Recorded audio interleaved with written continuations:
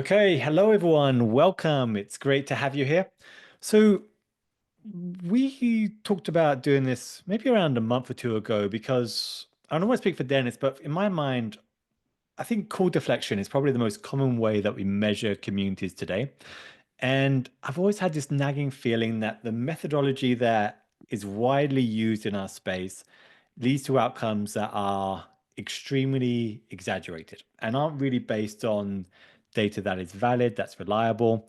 And it's been so exciting to speak to Dennis over the years, probably a man I consider my community brain twin, and really understand how they and how Dennis approaches it at Microsoft. And it's just such a remarkable different methodology that I'm being really excited to learn about and explore and collaborate with in some capacity. So I'm really excited to be able to do the session today because I think we do need to dive deep into measurement. I think for a long time, there's this idea that we're just trying to get the highest believable number that we possibly can rather than accurate metric that is valid. So I'm going to hand it over to Dennis now. Dennis, it might be good to if you could do a quick introduction of who you are, some quick background in like a minute or two, then dive into the session itself. And I'll jump in with any questions in the meantime. And yeah, if we have to, but I try not to interrupt you that much. No, it's yeah. Actually, interrupted is fine. It gives me an excuse for when I lose my train of thought. Hi everyone, I'm Dennis. I'm here at Microsoft. I've been here for about 35, 36 years, something like that. It's been a long time. I mean, a lot of you guys are community folks, and so I'll give you the 30-second version. But I did a lot of different jobs here at Microsoft. Was in training, was a business manager, analysis, and then for my last job, I wanted to do something I was kind of more passionate about. And there was this community thing we had just spun up in my larger org. So I thought, okay, I'm going to go do this for my last gig here at Microsoft, do 3 or 4 or 5 years, and call it good, but do something fun. And so it was community, and that was 15 years ago. So I keep plugging along here just because it is fun and it's invigorating, and I have some passion around it, and it's just great to see people helping people. So that's kind of my background. And so I work on this team around, and the site we typically focus on is Microsoft Answers, or answers.microsoft.com. And it's a support community. So, and communities are different. And so support communities are different from influencer communities and other things. Our primary goal is to help customers get their problem solved as quickly, as easily, as painlessly as possible.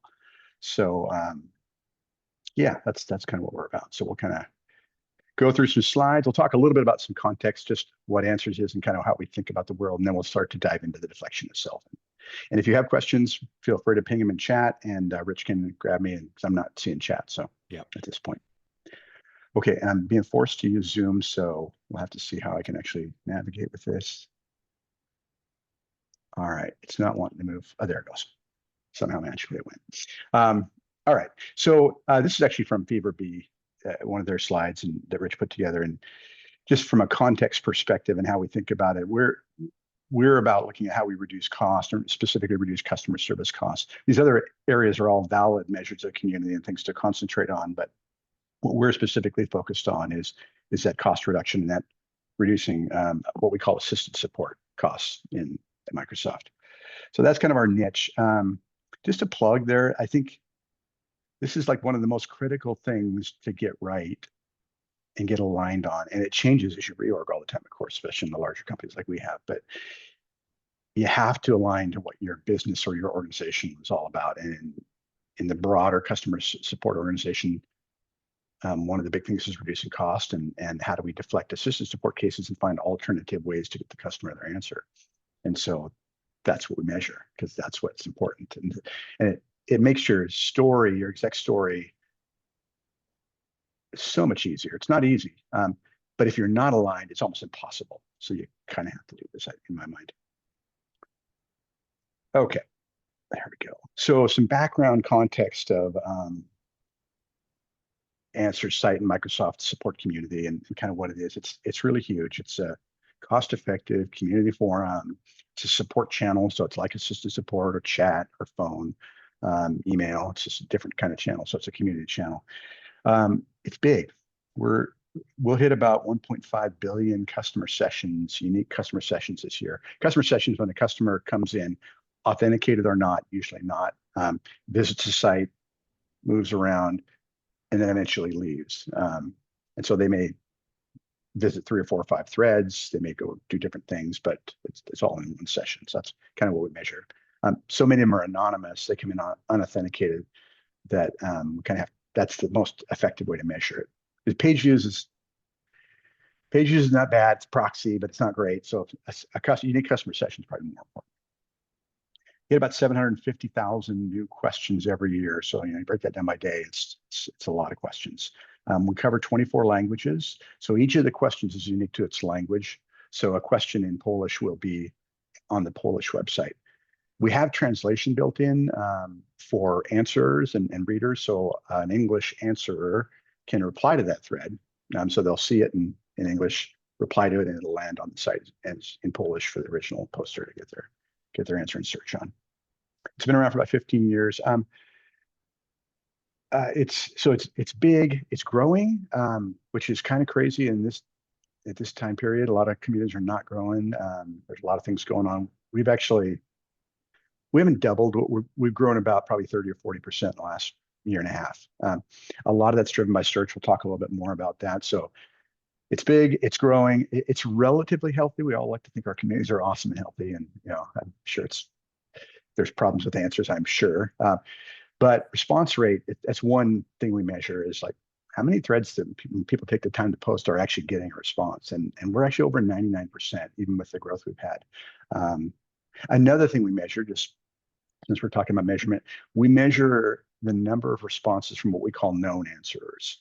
So people we know are trying to answer, volunteers, moderators, some paid agents and things like that. So that's about 95 to 96% of the time. That's one way we don't really have to think about like what's the quality, was it an answer or not? If we know that an answer and we know how good the answers are, some are great, some are less great, but we know how good those guys are. And so we have a sense of how likely it is that the customer is getting help. So it's a health thing. We do have different kinds of answers. We have volunteer moderators, gig freelancers. So think of Uber for community support. And then we have paid support agents. So it's kind of a little bit of overview. Some of these topics would be a topic for a webinar all of their own, I'm sure. And there's probably questions about those. And if we have time, we can bring those up afterwards and we can chat through some of those.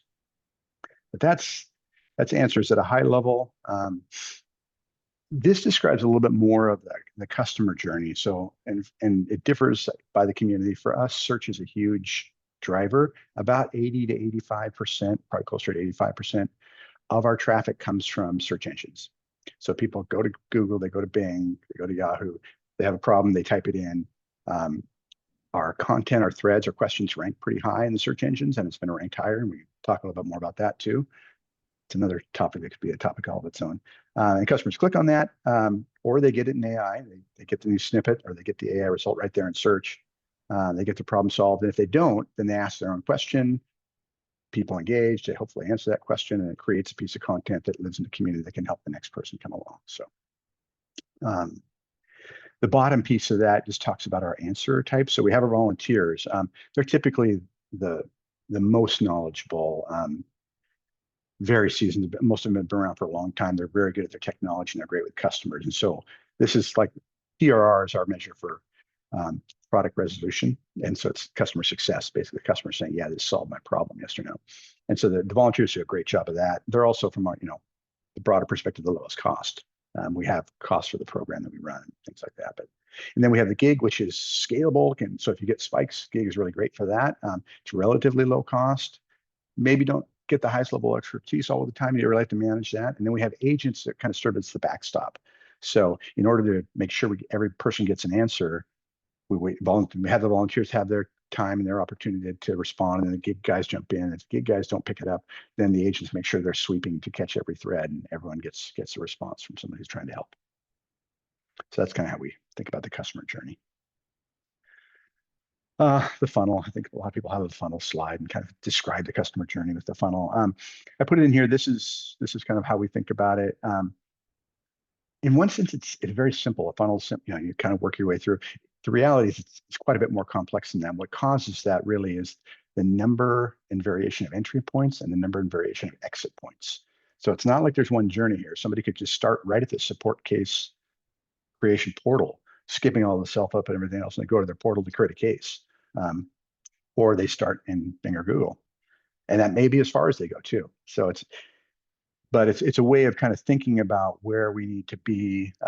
Like we want that self-help to be available in search on the Microsoft self-help sites during the case creation process if appropriate. Ideally, you don't want to surface up things they've already looked at if you know their journey, and sometimes customers don't want to go all the way down. They don't want to create a case. They want to look, try and find it, but it may not be worth the effort, the pain, the cost, and everything else to actually create a case. So when we think about deflection, we can't assume that everyone's going to go through that funnel because that's just not true. So some of this is a little Microsoft specific. You'll see like answers and docs and learn and Q&A and that self-help site. Those are Microsoft specific, but they're really this funnel could apply to just about anyone's support business, I think. Okay, and then yeah, there's a little knowledge harvesting. So if they do make it all the way through, you capture the question, the solution, and the interaction comes back into the search engines and everything else, and it's a virtuous cycle. Okay, let's start to dive into deflection a little bit. And Rich, any questions that come up, just feel free to interrupt. Like I said, it's just Yeah, sure, I will do. okay. So when we think about self-help deflection, and I'll use kind of the word self-help and community and knowledge management interchangeably. In our org area, we have a community team that manages Microsoft Answers, and then we have a knowledge-based knowledge management team that manages all the official Microsoft articles. And so those are both self-help assets, and we try to make those available. But and this model typically applies to both those things. So we kind of think about it as self-help, even though we're talking specifically community today. So we think about deflection in our mind in like three categories, and arguably it's two with 1A and 1B. But the first one is total deflection, which is how many deflected cases, total deflection value. You talk about it in terms of how many cases did I move. You can also talk about it in terms of how many dollars that equates to, because depending on how you kind of run your support business, typically most folks know what their cost per case is, and it varies by product. So like it's much cheaper for us to support consumer Windows than it is for us to support commercial Windows and Windows Server. So we have two different cost structures there. So we can talk about it in cases, we can talk about it in value, but it's the overall amount of cases you're deflecting. Then we have this notion of incremental deflection. And this is mostly important for planning purposes and for staffing purposes. So that total deflection, that's the message you give up to your stakeholders when you talk about your ROI and your value. The incremental is really more for your partner organizations and for staffing within the support organization. So if you're really going to do more deflection next year than you did this year, that's that incremental amount. So if we deflected 100 cases last year, and this year we've done our planning, we say, hey, we're going to do 150. There's 50 cases there that, in theory, the support organization will want to account for and think about and track and not staff for if you're really going to do that. And that kind of holds you accountable as well. So that notion of incremental is kind of the year-over-year difference. And that can work in a positive and a negative way. So, like we talked about, some communities are growing, some are not. So like, let's say you have 100,000 cases or 100,000 users this year, and next year you really only had 90,000. That incremental won't look great. You'll be down 10,000, but you're still driving value with those 90. So both those numbers are super important to keep track of, and they can help you tell a good story. Sometimes it's a great story. Sometimes it's not as good, but it's hopefully the truth. So those two are important. And then finally, we think about deflection efficiency, and this is like, how much does it cost you to generate that value? And so let's say your volume is flat year over year. You don't handle the same amount of cases, but you cut your staffing a little bit. There's cost pressures and you had to reduce some costs. Well, you're actually more efficient even though you did the same amount of volume. And that efficiency, so it's important for you to kind of, as a measure of your organization's value and productivity. It also, there's a piece there I was going to add. Lost that thought. It was a good point. Oh, sorry. Yes, got it. So it's important to think about the value that it is overall, whether it's going up or down. But it's also related to how much you have to relate that to the case cost. Because if it costs you $10 to deflect a case and your assistant support case cost is $11, you know, a bucket thread. Worst case is if it costs you more to deflect than it does to handle it, and then you're kind of going the wrong direction. So that's how those are terms we think about when we think about how the categories for deflection. Um, one more point about this. Deflection can be a negative term oftentimes. It just depends on what the goal is, because you can drive and increase deflection by doing a lot of things, by hiding your phone number. That's not been done before. Make it difficult for people to find, and you're going to reduce your case volume. That's the negative connotation of deflection. It's not customer friendly. It's not nice.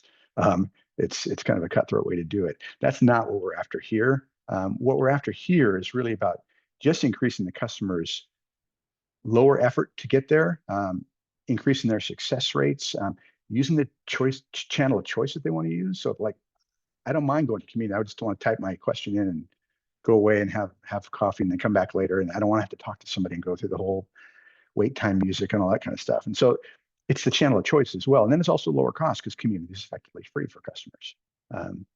So in that vein, deflection is a good thing. You just have to be kind of careful when you talk about it and explain what you mean, because it can be a negative thing, and that's not what we're intending to do here, which is why part of it's customer success at the end of the day, and which we'll get to here in a second. Okay, deflection approach framework. We tend to think about this because these get muddled sometimes, and we think about two different ways to categorize what you do in this work. One is the model and one is the logic. And the model really is the foundational framework around what do we need to measure. So if we're going to have a deflection model that really we have confidence in, accounts for all the things that it needs to account for, that's around what we need to measure. And that's important. And that allows you then to cross over into other domains like knowledge-based management and articles and things like that, because you're talking the same overall model. The logic is where kind of you take and make that real. That can also change things a lot too. The calculations and logic and assumptions you use in that logic channel, your availability to data. I mean, some people have lots of rich data. We're pretty fortunate, because we're a big company and it's a big support organization. So we have a fair amount of data. Some companies are smaller and don't. And so what you can measure versus what you have to assume can be kind of different there. But the calculations logic is, how do you make this? How do we measure it? And how do we make that model real? Okay, let's take a look at what our model looks like. So we have these 5 categories, and I'll talk through each one of them here in a second, kind of dive in. But at the high level, it's self-help portfolio. In other words, what is it that you're measuring? What set of threads, what set of knowledge-based articles, what is the content that you have out there that you're managing, which is, and I would say actively managing, that's in your portfolio that you're measuring to see whether it deflects cases or not. So you have to start with that. And that changes all the time. For us, at 75,000 new threads a month, that's 75,000 new pieces of content that come into this portfolio model. And there's some that are probably going to fall out of that model. And we'll talk a little bit about what causes them to fall out. But having that portfolio and knowing what it is you're measuring is really critical. It allows you to set baselines, compare year over year, and all that kind of thing. The next thing then is your customer volume. So how do you measure when customers are coming to your content, your site? Activity, are they looking at valuable information? Not so how do you track them? Like we said, page use sometimes is a proxy for customer volume. We don't use that one, but it is one. So you have to know your customer volume and count your customers in a consistent way. And then your customer success. If they're not successful, you have not deflected them. So you can have all the traffic you want in the world, but if their success rate's 10%, 90% of that traffic is meaningless for deflection. So how do you measure customer success? What are some of the nuances there? And then deflection rates. This is almost always the weakest link in the chain, and it's very difficult. And essentially, this is around what percentage of folks would have actually created the case. And that number is kind of the linchpin in the formula. And I've seen numbers as high as 30%, which is not true, just to be blunt. And I've seen numbers as low as half of 1%. So there's this whole deflection, and I'll talk a little bit more about that. We've had some interesting ways to get some intelligence on that one. And then finally, I have to move my screen where Rich is showing you costs and totals. So you kind of have all this model, and then you get to the end, and what's your what's your values that fall out of this at the end. And you can look at that in terms of cost and values and efficiency and things like that. So these are the categories. Dennis, Okay. can I jump in Yeah, here quick? I'd love Because it I if you just did. want to I just want to elaborate on something here because there is like a standard model that a lot of organizations use to measure call deflection today. And essentially, and I'm simplifying a little here, is where you calculate how many people visited an accepted answer or an answer or an answered question in the community. Then you use a poll to estimate, did you get the answer that you wanted to get the percentage, and then you multiply that by the average cost of a ticket. And that's a very simple method to use. But in my mind, and I think we're aligned here, the problem with that is that it's really difficult to know if someone actually got the answer that they wanted. And the problem of using a poll, a pop-up poll to do it, is that we've tested this before. And people that don't get the answer also don't tend to stick around to answer a poll. They don't tend to do that. And so you get these numbers that end up being really, really high. And we found even just by delaying the time that it takes for this pop-up poll to appear, you can massively change the response rate, the favorability rate.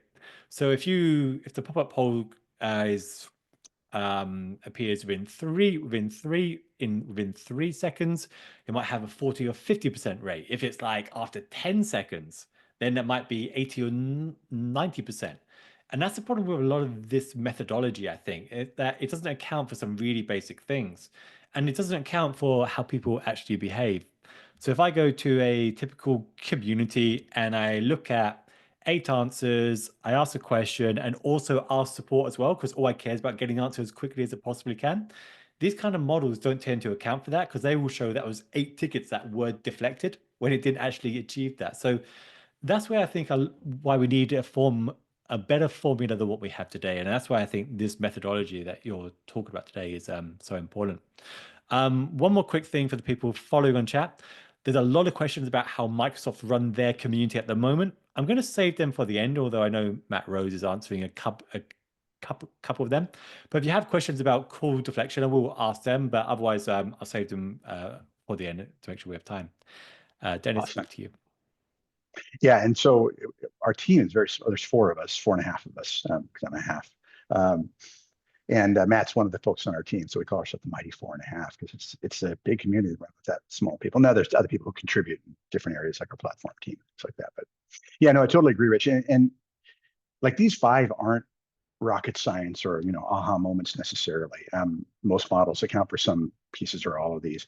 It's really as you start to get into calculations and your abilities to measure, and then to the point you're making as well, even the interface of like what the UX is, and how they vote, and that makes a big difference. Okay, so let's crawl through some of these. Okay, content portfolio, and so I'm going to start like at the 12 o'clock and work my way around. For those of you who are as old as me, you'll know that's clockwise. So new content. So as you think about what's in your portfolio, you have to think about what is the new content. This is especially, there's two flavors of this. One is, I'll take our example where we get these 70,000 new threads a month. How do we incorporate those into our portfolio and how do we tag them in a way that's, in our case, scalable? Because we're not going to be able to tag those individually ourselves. And so how do we incorporate new content that's going to come in on a regular basis? But also in your planning cycle, as you think about your planning, like our fiscal year planning is coming up now and our fiscal year ends at the end of June. So we're doing all this planning for FY26, which starts in July. And I have to forecast out what is going to be our community impact next year and what's our growth and things like that. So I've got to have some calculations there for how much new content is. For community, it's a little bit, I'll call it easier, just because that volume is so big and it's a number of new threads. But for the knowledge-based team, for example, they've got to think about, okay, what new articles am I going to write? And that's because they're creating the content. It's a little bit harder to do. So you have to account for new content. You have to account for content archival. So as you roll content out of your portfolio, you have to make sure you account for that. Both of these fundamentally mean you also need to have some level of dating. Because I'll just not as in dating other people, but as in dating the content itself. So like one of the things we used to run into, for example, way back in the beginning was we would take a piece of content and we'd say, okay, this isn't supported anymore. And so we'd mark it as unsupported. and it would, and then the database then it was unsupported. So all the previous activity when it was supported was now marked as unsupported. And so our previous data was like tanked because there was only one state for that, of that content to be supported or not. So we ended up having to put date fields in to say, hey, here's the time period of when this was active and then part of our portfolio, and here's when it ended. So anything that happens to it after that, it still may be live and visible, but it's not part of our portfolio. It doesn't count. So you have to think about when you think about new content and archival. Your fiscal year baseline. So in order to figure out what your incremental is, for example, like we talked about earlier, you have to know what your baseline was from the previous year. And sometimes that means restating it. Like if you change something or you fix a bug, or something, you have to go back and change what the numbers were for the previous year. Um, Related to that, if your content moves around between organizations, let's say we move a thread from another community into our community, we're now counting it. It existed somewhere last year. It was generating deflection and volume and traffic and all those things last year, just not in our system. So it's not net new to Microsoft in that case. So if you're moving content between groups, you have to account for that. And if you move a new piece of content in from another group that for this next year, you have to know what that baseline was and add it to your baseline from the previous year. So in order to keep comparing apples to apples and getting that incremental, you have to keep things clean and tight. And when you bring new stuff in or send stuff out, make sure it affects your baseline correctly. Deduping, and this is a bigger thing in a large organization like ours, like Microsoft. We have to make sure that somebody else isn't counting the same content. Now, in Answers, it's pretty easy because our team kind of manages it all. But like in the area of, well, actually, so we're moving our platform onto another platform where there are existing forums and communities and questions. And so we have to make sure that we don't count those as well as somebody else does as well. So part of your portfolio is to make sure it gets reported and exists in one place, whether it's yours or somebody else's, but just once. And then finally, deflective content. This one's important because I'll give you an easy example for us in Microsoft Answers. It's been around for 15 years. We have content up there on Windows 7, which is no longer in support, actively supported in support policy. Windows 8, same thing. Some people, customers still run it. So that content is up there, but it's not deflecting a case because they can't create a case on it. And so as we think about what's in our portfolio, we take out the things that are unsupported, even though they may be active on the site. So we have a way of tagging saying whether this is supported or not supported. And so when we think about deflection, even though customers may be using it and maybe solving their problem, if it's not deflective content, which this isn't, then you can't count that because they can't create a case at the end of the day because it's not supported. Community supports it, but that's a different deal. So when you think about your portfolio, these are all the things to think of and measure and account for. So Dennis, just to jump in here Yeah. as well, because I think that's really interesting, because I think most people just count as many tickets Yes. as many answers as they possibly can, regardless of whether they support the product or the answer question or not. Whereas you really take an effort to reduce the number, like you're really like reducing the number that you otherwise would get. And I think that's a good contrast with the current We did not method that practice this either, people but use. yes, that's one of my takeaway points at the end, which we'll get to. So Oh, I'll great. try and fly through this as much as I can. Customer volume, deflective traffic. So in the same way, deflective content, in some cases, there's traffic that's going to come in and accrue to your site that really isn't deflective in nature. So one of the examples there is like, there's some marketing campaigns that refer to some knowledge-based articles on Outlook and outages and things like that. And they come in through these certain knowledge-based articles that drive a lot of traffic. Those are not deflecting any cases. It's a marketing message. It's not necessarily customers with problems. So we have to be kind of careful about that kind of thing. So yeah, you just want to make sure this doesn't happen a lot, but it's sometimes there, and you just need to account for it. It's like bots. If you're looking at page views, you need to strip out bots because that's not, most people already do that. One session, one product.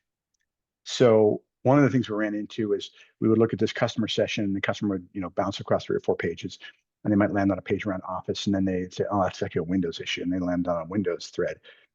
If we cut that by platform, or sorry, by product, that's 2 sessions. One, they visited an Office article and they visited a Windows article, but it was 1 session. So we have to think about how we dedupe that and make it. So what we end up doing is we just made a conscious decision to choose the last thing they ended on. So if they ended on a Windows article, Windows kind of gets the credit for that session. Otherwise, you'll inadvertently add the sum of the individual parts that don't add up. Engage visits only. This is I think people are familiar with this concept, which is if somebody bounced and they visited your site, but they bounced, so they're like, oh, they got the search results, and they went, oh yeah, that looks like it. And they click on it, and they land on your thread, and they're like, oh no, that's not it. And they hit the back button. They visited your site, the session was recorded, but they didn't engage, and so we didn't deflect them. And so whatever your definition is, I think ours, for example, is 15 seconds on the thread. And then if it's longer than that, they engaged. If it's less than that, we count that as a bounce. Lots of different ways to do that. I don't know that one's better than another. Be conservative. That'd be my only real advice. But yeah, you have to strip those out because you're not deflecting those folks. All sites and surfaces for assets. This is becoming more and more important. So wherever your stuff appears, sometimes it's only in your one site. That's that's the only way you get to it. That's less and less likely now. So, for example, if you think about that funnel picture I showed, people will go to their case submission. Okay, I'm an admin. I'm going to create this case, and I may see some self-help in there as part of the process. Oh, and I did. Oh, great, good. I landed on that, clicked on that, went off the community. I need to account for that. It didn't happen on the site, or they may consume it, but it may not show up on the site. And so you have to think about that. It's where the reason it's becoming more of an issue is with search. And like I said, our volume is driven by search. So rich snippets where the search engine will take a piece of content, summarize it, and show it actually in the search results. Sometimes that's enough for folks. Like I lost my sound. Oh, check and make sure it's plugged in. And they get their answer in search, and they don't have to go to the source content, but your source content was used. So ideally, you have to think about, hey, where else is my content surfacing, and how do I count that? That's we have Rich, we just came up with a formula on that. So we're measuring that for AI as well. So ChatGPT is one, Copilots are another, but how do you account for that as well? Okay, customer success. This one's fairly simple. It's actually just complex to do. This is measuring whether the customer said they were successful or not. Scale and verbiage matter. So for example, we use, and UX matters, which I didn't really put in here, but we use the question, did this solve your issue, yes or no? So it's a yes or no binary. Not a little bit, then we can count on them. It's just like yes or no. And we put that, it's built into the thread. So here's my question and somebody replies. At the bottom of every reply, did this solve your issue, yes or no? If we ask the question, was this helpful? We get about a 27% higher yes rate than we do if we ask solve. But in our world, when they're going to assisted support that people were trying to deflect, the question they asked in assisted support was, did this solve your problem, yes or no? So we've got something fun. So for people who create a question, what they see is, did this solve your question, yes or no? If it's not my question and I'm just looking at somebody else's thread, I see, was this helpful? Long story, has to do with how content was self-help content was put at Microsoft. So when we have those people who are voting, yeah, it was helpful, we reduce that by 27% to get to a solve rate. And the reason we know it's 27, we've done that in a variety of places, a variety of times, tested that many times. We always know it's about 27%. So you have to think about what's the scale you're matching to, which in our case, assisted support is yes and no. And the verbiage matters. And where you have it, to Rich's earlier point, matters. We don't do a pop-up because a lot of times you'll lose them, and we have it in multiple places. So at the end of every response. The issue with that is the second bullet is session level success. If the person looks at three, even let's say it's one thread, and somebody responds, they say, that didn't answer my question. And then so they respond again, they keep working through it. That didn't answer my question, no. And then they get to the answer, like, yeah, that answered my question. So I voted 3 times. My success rate was 33%. Really, my success rate was 100%. It was just, we give you the opportunity to vote on every chat interaction because it was one session. It was my question. I answer on the same thread, and I got to my answer, which is great. Most people don't do that, but a fair amount do. So you have to think about your success at the session level, both for browsers and for askers. Askers are people who create a question. So this is important that you think about that. You account for that. You use the right scales. You use the right verbiage. Getting to the end, case deflection rates. We also call it EAS, or engaged assisted support. That's kind of the old term we've used. So This is really hard to do. Um, the way we kind of got to this, we feel pretty good about it. And some kudos to Rich here. We had done some, I'll get to Rich in a second. We did some customer journey tracking and basically tracked people who came in through Microsoft.com. They went to the community site, and then we have an online submission portal for a lot of these folks. And so we looked at how many people came through the community site and then went on to create a case, because that's kind of real data. It's hard to run. It was a lot of data, but we ran it several times, and we came up with this number about between 0.4 and 0.5%, which we were pretty sad about because we thought it was way bigger than that. And then, so we weren't sure whether to believe that or not. And then we ran across the article that the study Rich had done on Harvard Business Review with a tech support company where they shut down the community 3 or 4 months, Rich? I can't remember how long. I think it was 4 months, 3 months. I think it was 3. It was like Yeah, 4, it like was a four, it was a period four, of time where yeah, you're able to, it's not just it's out for a day and you don't really change customer behavior. So you shut it down for reals, and you measured how many more cases they got in system support, which is the best way to test this. It's also the scariest way to do it. If we have 1.5 billion customers a year, I don't want to shut it down for 3 months. But so we did. The fascinating thing was, so Rich does this write up, and this is when we first kind of ran across him in FeverBee. We looked at it and it was like it was 0.42%, I think, and we're like, oh, Angel sang, and that was the same number we kind of had, amazingly close. So what we also realized is that was a blanket approach. If you factor in whether they were successful or not, whether they engaged or not, and things like that, of the successful engaged users, that number becomes 2.6, 2.7%. So if you didn't bounce and you were successful 2.7% of the time, you would have actually gone through and created the case. So that becomes our number for this EAS that we use. We'd like to have that. It probably differs by product. So we have Xbox on our site. So gamers, probably a little less likely to create a case maybe than my Windows Server admin. We haven't been able to drill farther than that, but that is that. And that, the other thing about that number is believable. So we did another study with user journeys on the Azure area, a little bit higher, but around 1% or less. So we've got kind of enough data points that people like, oh, okay, I'll buy that. And it's a low enough number that it passes the BS test. Like if I came and said, oh, it's 30% of people, my management team would say, no, it's not. I don't know what it is, but it's not that. So it's conservative, but it's real. It's based on real data. The last piece here is gated. This notion of gating. This is a new thing we added. In some cases, answers are what we call open to open. So anybody can come to answers, look at the content, create a case, create a thread, and it's free. In some support instances, you can only create a case if you're an admin and or if it costs money. And so this EAS rate doesn't apply then. It's different. And so like I may be solving, again, it's kind of like non-deflective cases. These people can't create, we're helping them, we're solving the problem, but they can't create a case if they're not an admin. So we have this notion of gating in there. We kind of measured what percentage of our folks are admins. And then we apply the EAS rate to that. So if you're really going to get. Going to jump. Yeah. Go ahead. Yeah, no, you go. I was just going to elaborate on the point and talk about there about the percentage rate, because I think there's a standard formula, and me and one or two others have been debating it in the comments about what percentage of people would have contacted support. What kind of people that got an answer would have contacted support. And there's numbers that get floated around that range from 1 in 10, 1 to 1 in 20, 1 in 50. The study that we did was 1 in 207.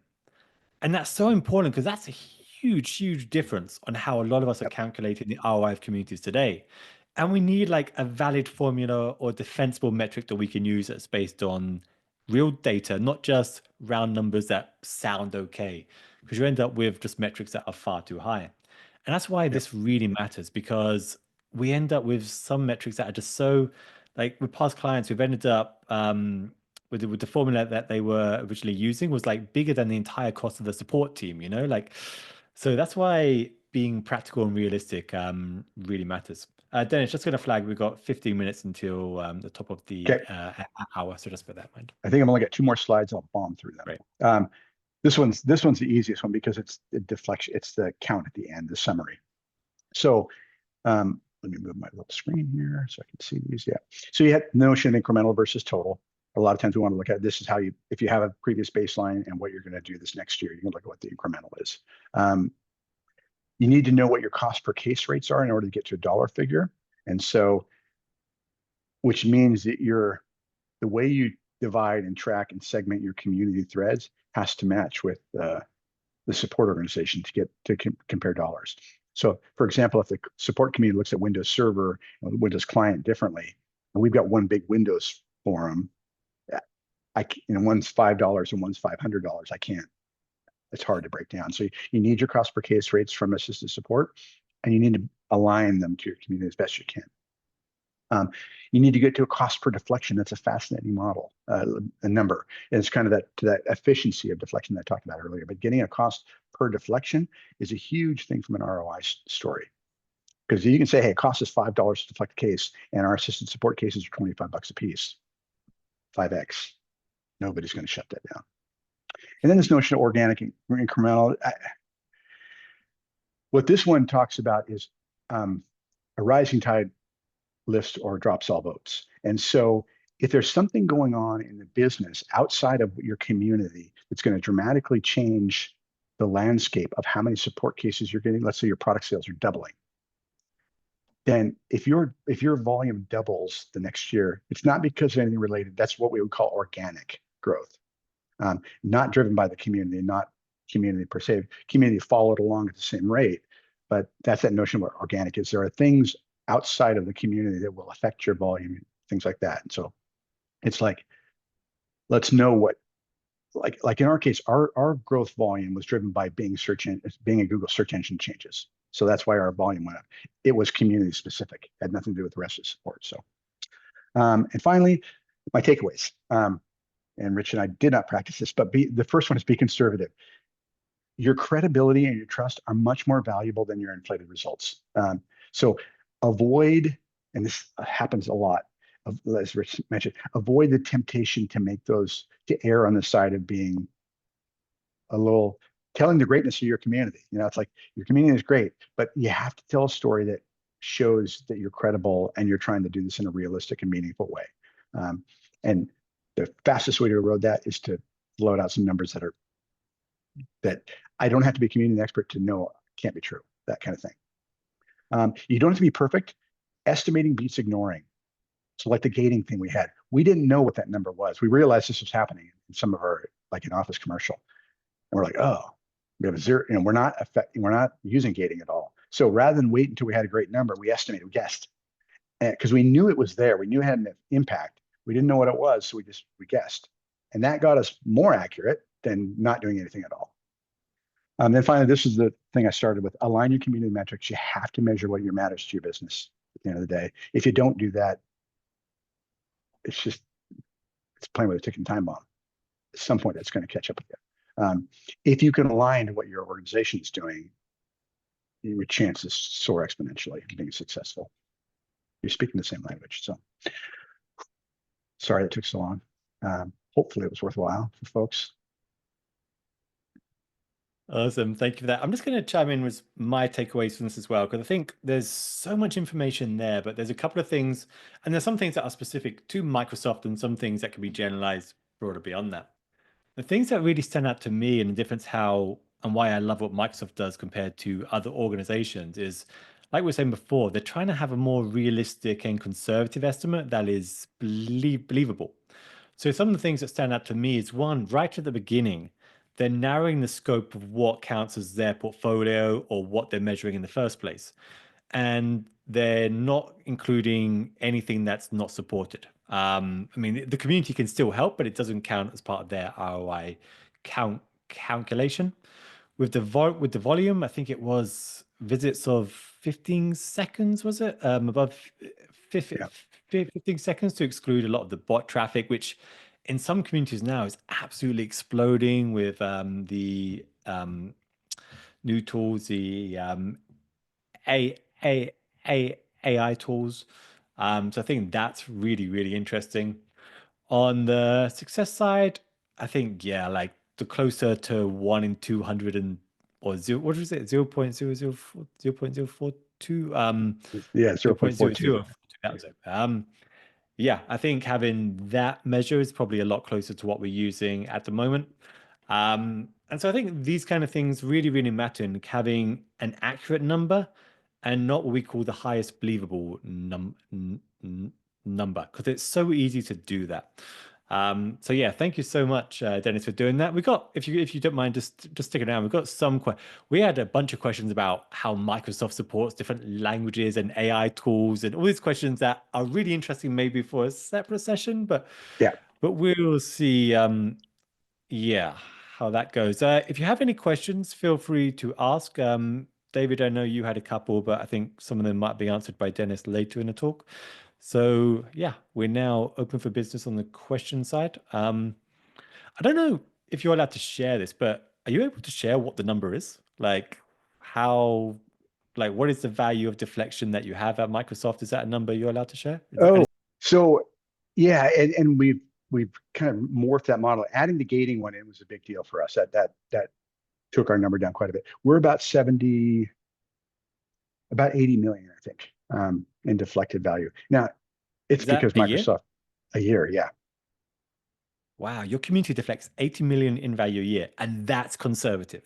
And that's conservative, yeah. And nobody's really disputing that. I mean, because when you walk through the model and say, well, we started with 1.5 billion and we get down to, a small number there, it's really hard to argue. Like, where do you pick apart that? It's like, so it's an easily explainable, defensible model.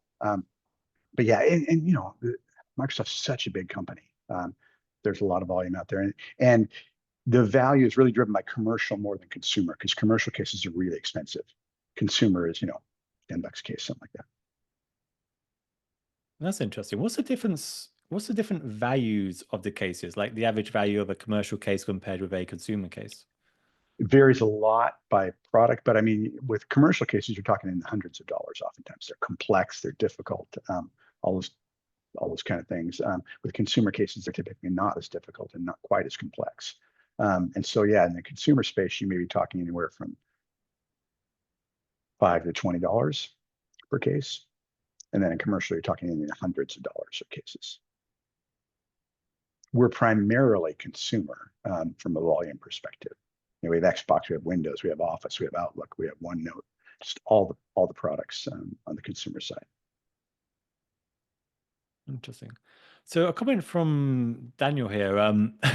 I still haven't fully understood how you define or count a deflected case. We might need that a more specific question, but Dennis, I don't know if there's a simpler way of explaining it, because your model, there's so much Yeah, into it. There's a simpler way of and explaining it. it's a really good question, because the problem we have with authentic, most people are unauthenticated. We don't know who they are. So they come in, they visit, they look at all these threads, and they tell us, not all of them, but some of them tell us whether they're successful or not. So we kind of extrapolate that out.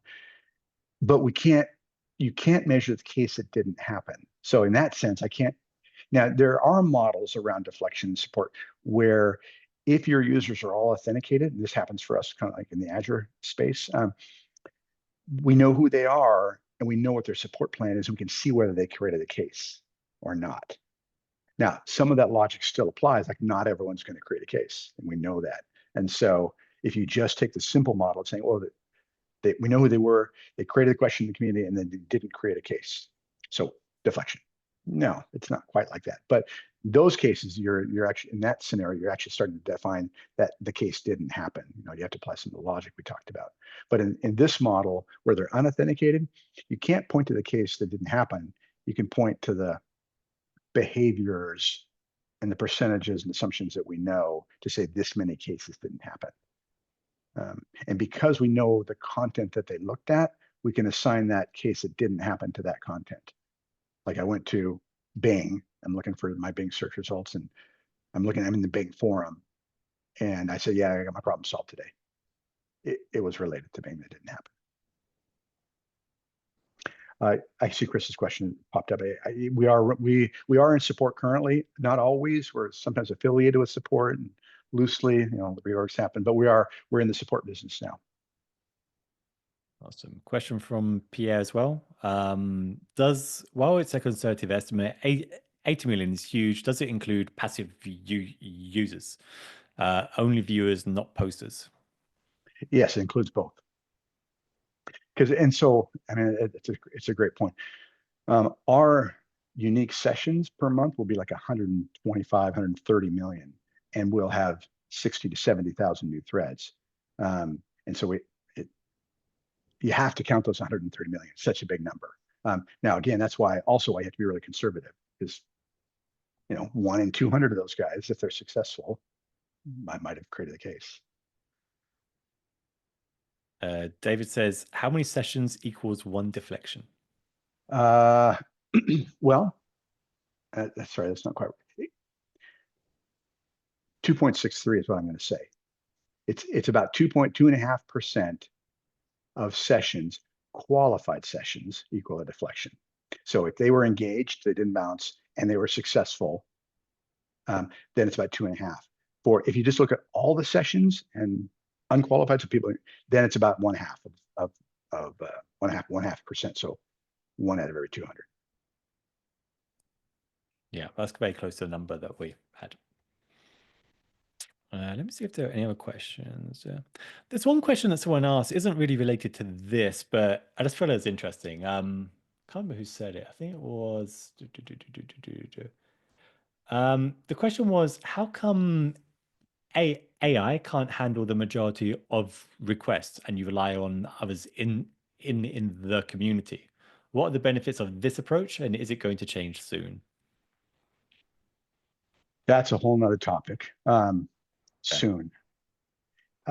It'll become a bigger percentage.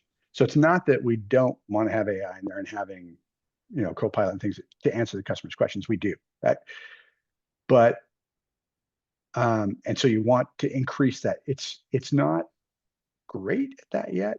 It's getting closer all the time, and so I think that percentage of questions. But you also want to have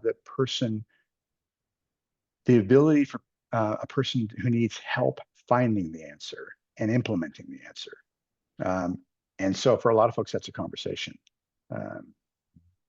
Like they're members of my family who I will not name, who will not do it themselves. They need help just being walked through it. It's like, okay, now what do I do with the clicker? And so you'll always have that channel.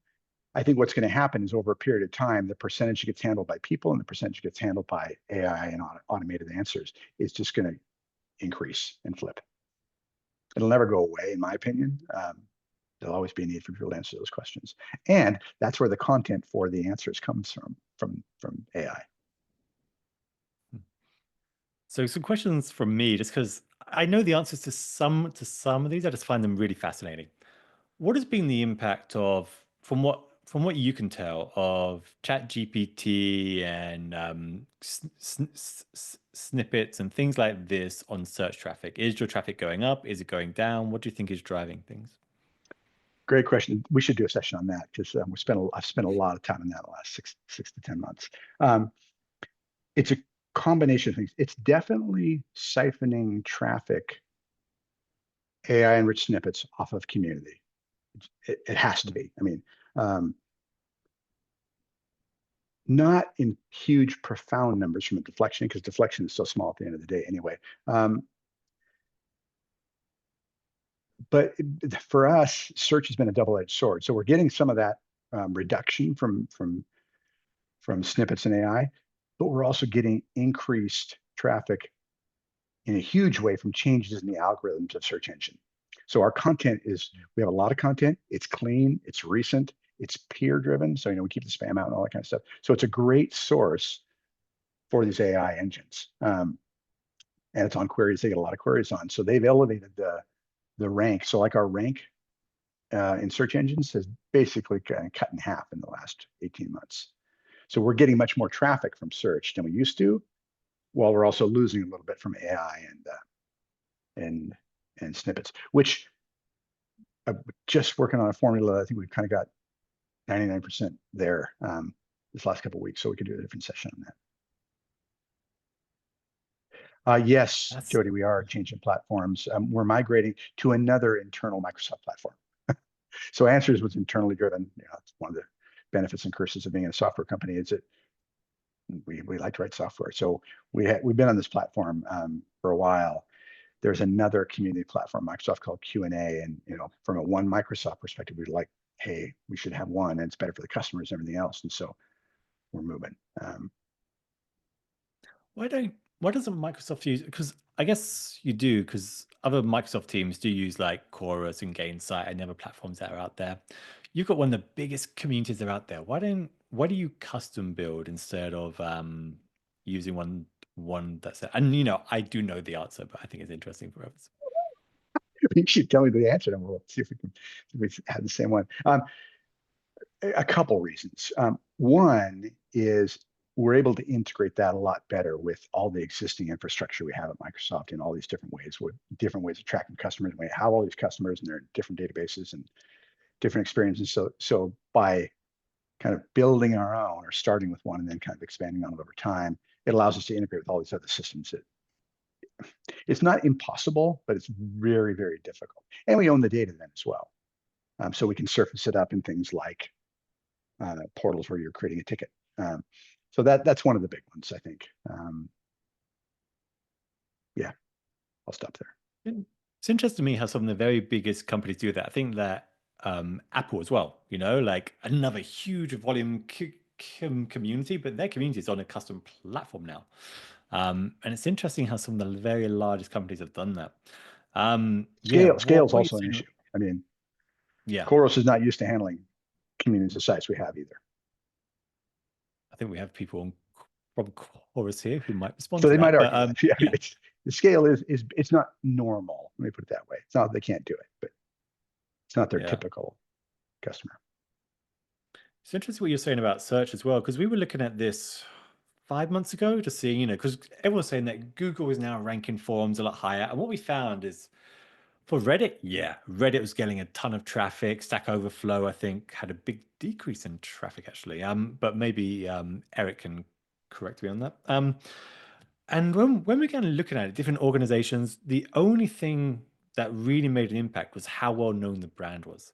Because we were doing some queries for Sonos and other organizations, and Microsoft Answers was coming up first before like the Sonos community. And so I think there's something about the brand name or maybe the size of the community that matters, because it's not uniform across all the communities. Like I feel like you're this way, but I feel like there's a seesaw and other Yep. communities on that equation aren't quite as fortunate. Yep. So It's it interesting. benefits you and it's difficult, yeah. Yeah. It's interesting because we track, we use Google Search Console and we use Bing Console. And so we look at like how many impressions do we get, what our click-through rate was, what our ranking level was, and things like that. And for answers, yeah, you can see just our impressions keep growing as they change our algorithm, but our rank also increased, as makes sense. But our click-through rate didn't drop. It dropped a little bit, but our volume just outweighed that. In some of the other places we looked at, their impressions actually didn't go down, but their click-through rate plummeted. And I don't know why. Part of that is snippets in AI, but that also affects us as well. And we didn't see, so it's interesting. Do you think some of your additional traffic is coming from the not knowledge base? Like, do you feel that there's a Yep. shift instead of like? Yes. And how does that team feel about that? We work together You don't really have to well. share that very private No, discussion, but yeah. we partner pretty closely. And we kind of realized that's probably part of what's going on there. It has to be. The amount that we've grown is much bigger than the amount that they've dropped. Got it. I think we're over time, so I think it's probably a good time to wrap things up. But I think that we should do it again, because I think there's so many other facets of this conversation. The AI side is interesting. The translation is interesting. Even getting really nerdy about how you measure the impact of snippets as well. Like when you showed me that like a couple of weeks ago, I was like, damn, I don't think anyone else is doing that kind of work today. So that'd be exciting to explore as well. Yeah. Dennis, thank you so much. And thank you everyone else for joining us as well. We'll try and do something similar to this. And if you're at CMX Summit next week, then feel free to say hi. We'll both be on stage. I think you're on stage on Thursday or Friday? Yeah, Friday? I think so. Friday. Yeah. Awesome. So thank you so much, everyone. We'll have Yeah, the thanks everyone recording up for your soon. patience. Thank you, Dennis, as well. I appreciate it a lot. Seriously. Awesome. Thanks, guys. Thanks, everyone. Goodbye.